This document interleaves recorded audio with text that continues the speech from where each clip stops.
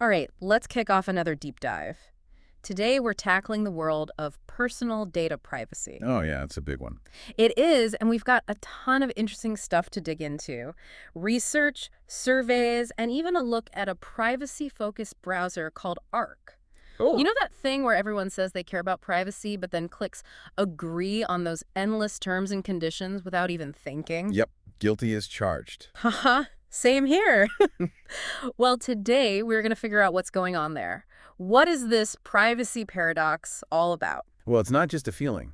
We've got some data that shows this is a real thing. Oh, There's this study by Google and Boston Consulting Group, and they found that almost 90% of people are willing to give up their email address if there's a good enough reason. makes sense. But get this, something like 30% will just give it up for nothing. Wait, what? 32% will just hand over their email for no benefit at all? Yeah, kind of crazy, right? It is. So are we all talking no action when it comes to privacy then?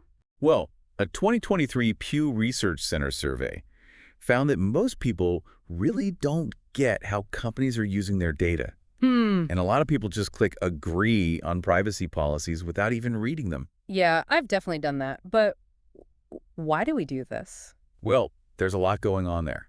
But imagine if you had to read the privacy policy for every app on your phone. Oh, God, no. I don't even want to think about It it. would be a nightmare. Seriously.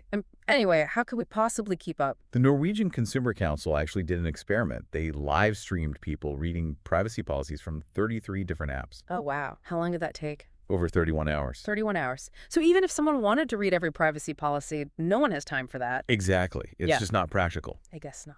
And there's a term for this. It's called rational ignorance. Rational ignorance. It means we weigh how much effort it takes to get information against the benefit we'll get from knowing that information. So it's like, yeah, my data might be floating around out there somewhere, but at least I've got to use that app for free. Right.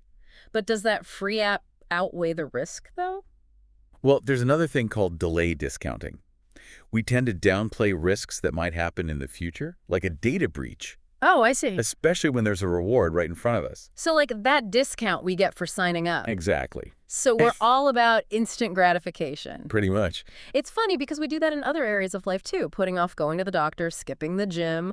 We know we should do those things, but it's easier to focus on what feels good now. Yeah, that's human nature for you. So how do we make the future risks of data sharing feel more real, more urgent? That's the million-dollar question. Let me ask you this. Let's say your favorite browser, Chrome, for example, suddenly announced it was going to be a paid service, Okay. but it was the only way to truly protect your privacy. Would you pay for it? You know, I want to say yes, but I think a lot of people say they care about privacy until they actually have to pay for it. Yeah, that's the thing. Privacy is kind of hard to put a price on. I guess so. And there's a real-world example of this, actually. Remember that privacy-focused browser we mentioned, Arc? Yeah, I think so. They started out trying to offer privacy for free. How are they going to make money? Their plan was to make money from businesses and teams using the browser. I feel like I heard that didn't work out. It didn't. Back in 2024, they said they couldn't keep giving the browser away for free. Wow. So even a browser as cool and innovative as Arc couldn't make privacy work without charging users. Yeah, it's tough. So does that mean we just aren't willing to put our money where our mouth is when it comes to privacy? It makes you wonder. There was research that found that, on average, Americans would only pay $1.19 to keep their location data private, $1.19. and only $2.28 to hide their browsing history. Seriously, less than a cup of coffee for peace of mind. That's crazy. I know, right? It's a pretty low price tag on something so valuable. It really is. But, and here's where things get really interesting, what if all these privacy threats could actually lead to greater privacy in some ways? Wait, how is that possible? I don't get it. Okay, so there's this paper from the Brookings Institution, and they start with this example from a Woody Allen movie called Bananas. Okay, I love Woody Allen. There's a scene where a guy's trying to buy well, let's just say an adult magazine. Yeah. And the cashier keeps shouting the name of the magazine to everyone in the store. Oh, I can picture that. So awkward. Kind of how it feels when your online data is out there for anyone to see. That's exactly the point.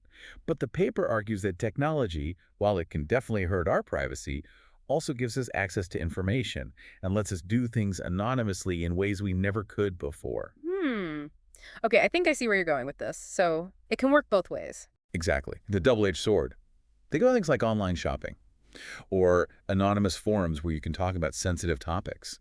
Those things would have been way riskier before the internet True. Back then, you would had to go to a physical store or talk to people face to face. and risk someone you knew seeing you. Right. So the internet has made it possible to do those things more privately. Exactly. So in some ways, the privacy threats from companies have created a new kind of privacy. It's less about hiding information from everyone and more about choosing who we share it with. So we have more control over our privacy now. You could say that. It's about realizing we have agency in this digital world. We can't control every piece of data about us that's out there, but we can make choices about what we share and with whom. Okay, so how do we navigate that? I mean, it's impossible to avoid sharing data completely, right? Probably. But instead of feeling powerless, try to think about what information you are okay with sharing and for what reason. Can you give me an example? Sure. Think about YouTube. You might decide that letting YouTube track your viewing history is fine because you like the recommendations you get. But maybe you don't want to share your location data with every app that asks for it. That makes sense. It's all about making choices that feel right for you. So it's not about being totally private or totally open. It's about finding a balance that works. That's a good way to put it. I like that. Thinking about it as finding a balance instead of trying to be 100% private. Exactly. And it makes me think about those studies on how much people would pay for privacy. Like $1 for location data, $2 for browsing history. Yeah, it does seem like a pretty low price. It does, right? But maybe those studies are missing something. Like what? Well, they usually focus on one specific piece of information. Like, how much would you pay to protect just this one thing? Uh-huh. But what if we thought about all our data together, like as a package deal? Instead of just little bits and pieces. Right, kind of like those deals you see for cable or streaming services. Yeah, where they bundle everything together. Exactly. On their own, those channels or shows might not seem worth that much. But when you put them all together, it's a better deal. So you're thinking we might pay more for privacy if we thought about it as protecting all our data, our whole digital identity. It's possible. Yeah. And another thing is, the value we put on privacy can change depending on the situation. I see what you mean. Like, would you be more willing to share your location with a navigation app that you use all the time or with some random game on your phone? Exactly. It's not just about how much data we share, but also who we're sharing it with and why. Trust is a big factor. Huge. And that's one of the key takeaways here. It's not just about the amount of data, but who we trust with it. Okay, so how do we figure out who to trust in the digital world? It feels like every company says they care about privacy, but how do we know if they're really doing what they say? It's tricky, that's for sure. You got to look beyond the marketing and all that. One good thing to check is the company's track record.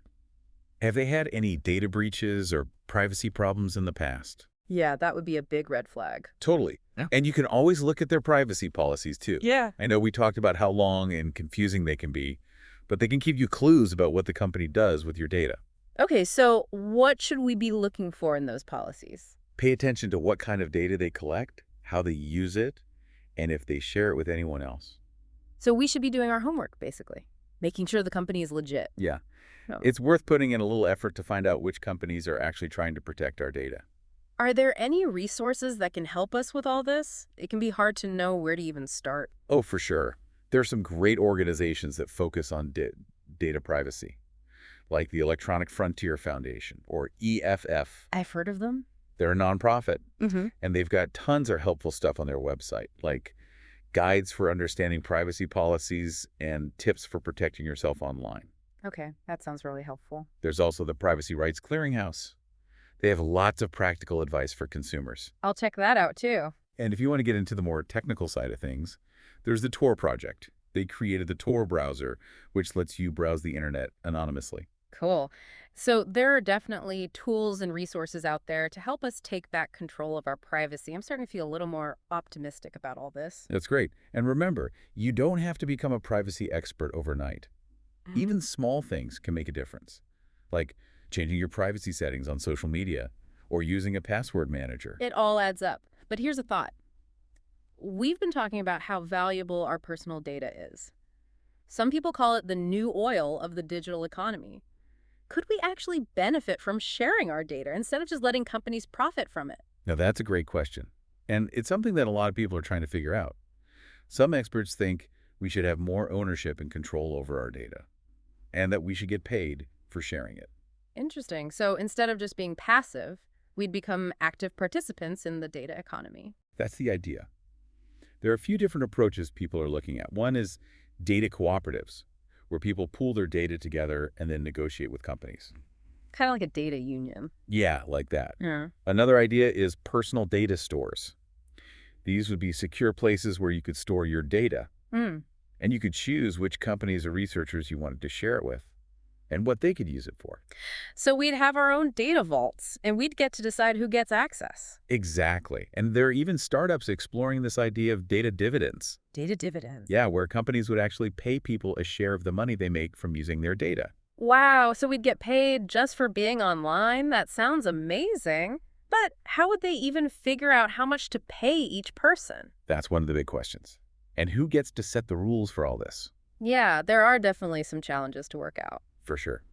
But it's a really interesting idea. If our data is so valuable, maybe we should have more control over it and how it's used. I agree. It's a whole new way of thinking about data privacy. It is.